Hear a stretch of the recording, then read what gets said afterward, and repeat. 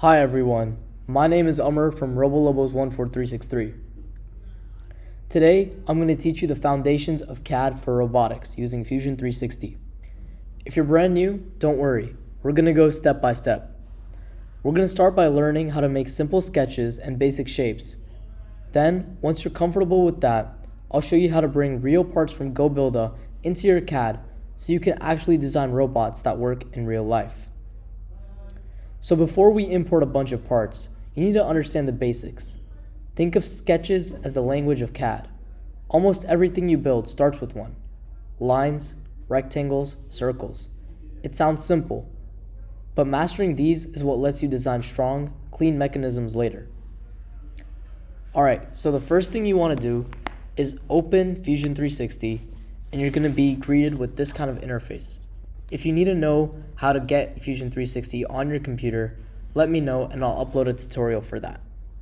So the first thing we're going to do is in a new design, under a new folder, I'm titling it YouTube, we're going to create a new sketch. And here we're allowed to choose our plane.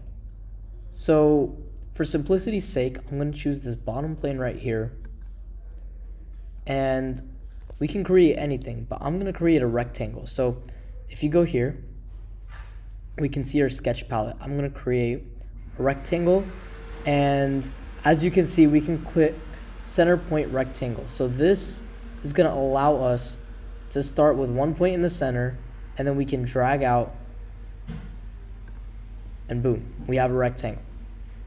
Now, something really important with CAD is called dimensions. So what dimensions do is that they make sure that your CAD is kind of locked. So what this is going to do, I'm going to press the key D. And once I click that, I'm going to click on a line right here. And I'm going to click right here. And as you can see, this is 18.0002682 millimeters. What I'm going to do is I'm going to make that 20 millimeters.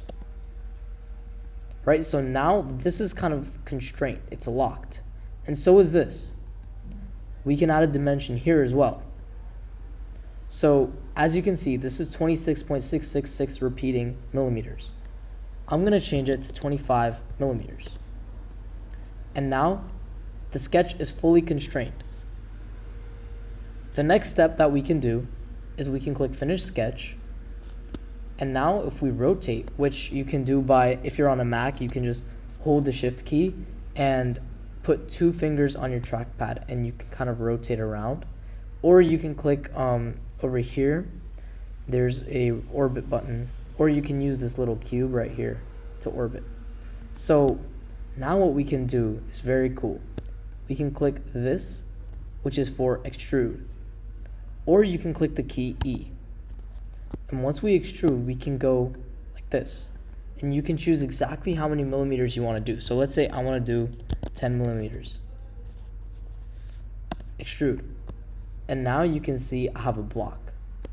You can also create sketches on objects. So I can create a sketch on this. And let's say I want to create like a circle.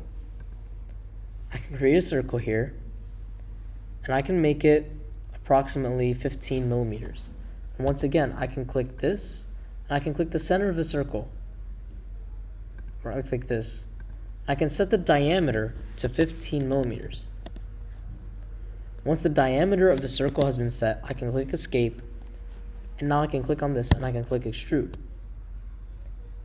I can go up, and as you can see, we're actually building something here. But I can also go down in the negative direction. If I go down, I've created a hole inside of my block. And this is a very simple way to create a hole, but I hope you understand how to use CAD now, or at least how to use it in a simple way.